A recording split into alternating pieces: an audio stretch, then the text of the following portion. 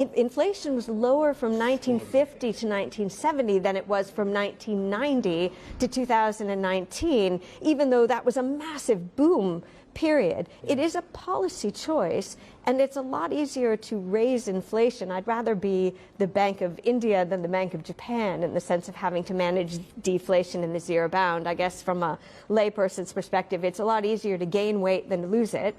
And so if we raise interest rates to keep down inflation, inflation could be zero. We have that opportunity now, but that means interest rates stay higher, and that's the focus I think we need. I mean, you're tying together an awful lot of themes there as well, but just on one thematic, and that is what's happening in China as well, which has been this great deflationary impulse, the globalized economy boosted by the China growth, which has made the goods of everything we consume globally a lot cheaper. But regardless of the speed and scale of the China opening now, because of the structural changes and geopolitical changes, is China going to be the great impulse, whether it be inflationary or deflationary anymore?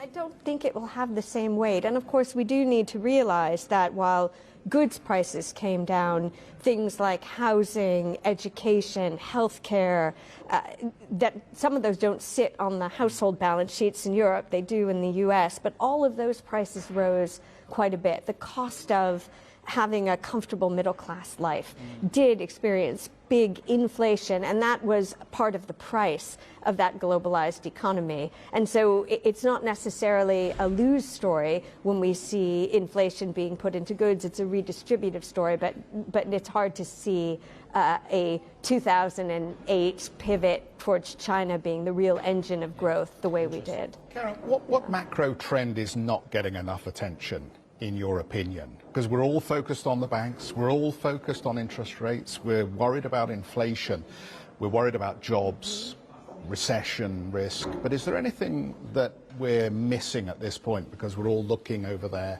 and not over here? I think the complexity of what it means to be a post-global world is getting nibbled at in different ways. We read a lot about de-dollarization.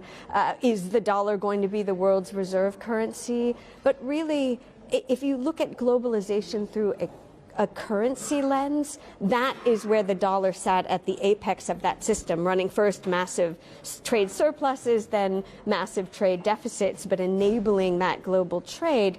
If you no longer have trade of that magnitude globally, then we have a very different currency structure, not necessarily currency collapses, but something that looks more like the multipolar, multi-currency world we had in the late 19th century, which we all remember personally, but many viewers might not. So.